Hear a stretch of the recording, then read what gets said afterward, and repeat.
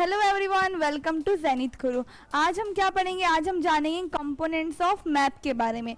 जैसे कि हमने पिछले वाली वीडियो में हमने क्या देखा था कि मैप क्या होता है। ठीक है, मैप क्या होता है? एक ड्राइंग होती है या एक रिप्रेजेंटेशन होती है, कुछ पार्ट ऑफ द अर्थ की, या हम किसी कंट्री के बारे में जानना तो मैप के थ्रू से क्या कर सकते हैं, हम उसको अच्छे से जान सकते हैं। जैसे कि इंडिया का मैप होता है, हम वर्ल्ड का मैप देखते हैं। ठीक है, तो मैप के बारे में पता। अब ये मैप के कुछ कंपोनेंट्स होते हैं, जैसे कि डिस्टेंस, डायरेक्शन एंड सिंबल। ठीक है, डिस्टेंस, डायरेक्शन और सिंबल, ये क्या हमारे तीन कंपोनेंट्स होते हैं मैप के लिए। अब हम जानते हैं डिस्टेंस के बारे में। पहला कंपोनेंट क्या हमारा?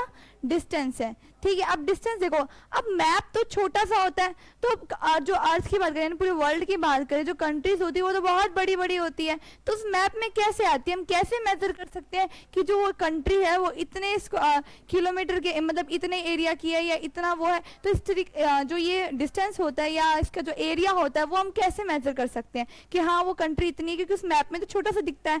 तो वही देखेंगे कि जो मैप होता है, मैप में जो कंट्री वगैरह होती है या कोई पार्ट होता है, या हम किसी पार्ट स्पेसिफिकली कोई पार्ट के बारे में पढ़ते हैं, तो वो पार्ट जब उसमें आता है तो वो किस तरीके से होता है। ठीक है, उसमें डिस्टेंस किस तरीके से होता है, क्या किस तरीके से मेजर करते हैं, तो वो सब चीजें हम किसमें पढ़ेंगे? कंपोनेंट्स मैप में। और वो किस में होगा? हमारा डिस्टेंस में। तो देखो, मैप्स आर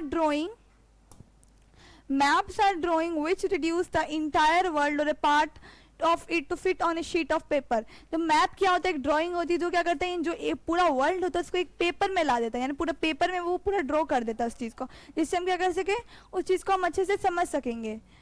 अब maps are drawn to reduce a scale. अब देखो, स्केल्स को रिड्यूस। अब स्केल क्या होता है? स्केल क्या होता है? एक रेशो होता है बिटवीन द एक्चुअल डिस्टेंस, जिसका एक्चुअल डिस्टेंस होता है, ठीक है, on the ground and distance shown on the map. यानी जो स्केल क्या होता है? एक रेशो होता है बिटवीन द जो एक्चुअल डिस्टेंस होता है उस एरिया का, वो किस पे हो, जो एक्चुअल डिस्टेंस होता है उस एरिया का और उस मैप के बीच में जो डिस्टेंस हमें शो किया जाता है मैप के अंदर, तो वो क्या होता है? हमारा एक स्केल होता है। तो वो कैसे, किस तरीके से रिड्यूस करते हैं वो बात करते हैं हम। It can only be possible when a small distance on a paper represent a large distance on the ground। मतलब जब ये जो हम स्केल की बात करें, जो हम मैप की बात करें, मैप में जो हम डिस्टेंस देखते हैं, हम जो मैप में जो कंट्री या कोई पार्ट को ड्रॉ करते हैं, उसमें हम उसके रिप्रेजेंटेशन करते हैं उसके अंदर, तो हम उसको किस तरीके से कर सकते हैं? अब वो तो इतना बड़ा होता है, तो अब ये पॉसिबल तभी है जब क्या कर सकते हैं, हम उसका जो रिड्यूस कर दें उसका स्केल को, यानी जो उसका स्मॉल जो डिस्टेंस है तो वो पेपर में लेके आते हैं और वही डिस्टेंस क्या करता है, उस चीज को शो करता है। अब वो कैसे? जैसे कि मान लो कि कोई एरिया है, वो कितना है? 100 किलोमीटर का है।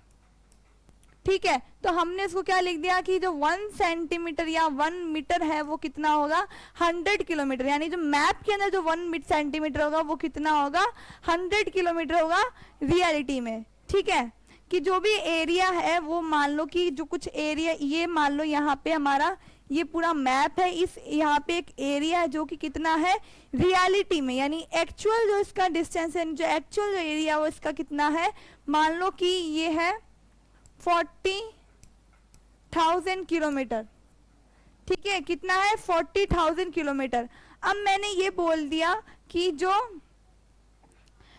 ये जो 1 सेंटीमीटर, यानी अब मैप में क्या हम सेंटीमीटर के अकॉर्डिंग चल रहे हैं, तो जो 1 सेंटीमीटर है वो कितना शो करेगा? 100 किलोमीटर को। ठीक है, तो अब यहाँ पे ये रियलिटी में कितना है? 40,000 किलोमीटर। तो हम इसको मैप में देखेंगे डिस्टेंस तो कितना आएगा? 400 सेंटीमीटर।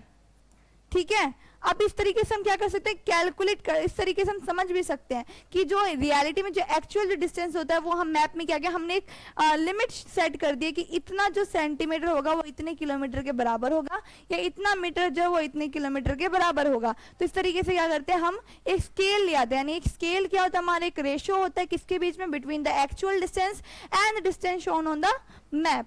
तो ये क्या होता है? हमारा स्केल। अब इसी की बेसिस पे, डिस्टेंस के बेसिस पे हमारे दो टाइप के मैप होते हैं।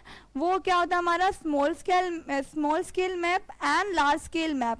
ठीक है, ये किसके बेसिस पे होता है? ये होता है डिस्टेंस के बेसिस पे। तो फर्स्ट वन क्या हमारा? Small scale, and second one क्या? Large scale. अब देखो, स्मॉल स्केल मैप, इसका मतलब ये नहीं कि छोटा सा मैप है, या लार्ज स्केल मतलब ये नहीं कि बड़ा सा मैप है, ये नहीं है इसका मतलब। अब इसका मतलब हम जानते हैं, देखो When large areas like continents or countries are to be shown on a paper, then we use a small scale. जब क्या करते हैं हम कोई कॉन्टिनेंट या पूरी कंट्री को क्या करते हैं उस मैप पे शो करते हैं, तो वो क्या होता है हमारा स्मॉल स्केल. यानी स्मॉल स्केल में क्या होता है, जो बड़े बड़े एरियाज होते हैं, जो बड़ी बड़ी कंट्रीज होती है, यानी जो बड़े बड़े एरिया होते हैं, कॉन्टिनेंट्स होते हैं, जो उन सबको जो उसमें शोन किया जाता है मैप के अंदर, वो कौन सा मैप होता है हमारा, वो मैप होता है हमारा स्मॉल स्केल मैप. यानी स्मॉल स्केल में क्या होता है, जो लार्ज एरियाज होते हैं वो शोन किए जाते हैं, और लार्ज स्केल में क्या होता है, जो छोटे छोटे कुछ पार्ट्स होती हैं, कुछ वो वाले एरियाज किस में होते हैं, लार्ज स्केल में होता है. जैसे कि when a small area like your village और town is to be shown on a paper, then we use a large scale that is 5 centimetre. हम क्या करते हैं, कुछ छोटे छोटे एरिया को हम शो करना चाहते हैं, तो हम उसमें क्या यूज करते हैं, लार्ज स्केल मैप यूज करते हैं. जैसे कि आप विलेज या टाउन का आपको मैप में शो करना है, तो हम किसका यूज करेंगे, लार्ज स्केल मैप का.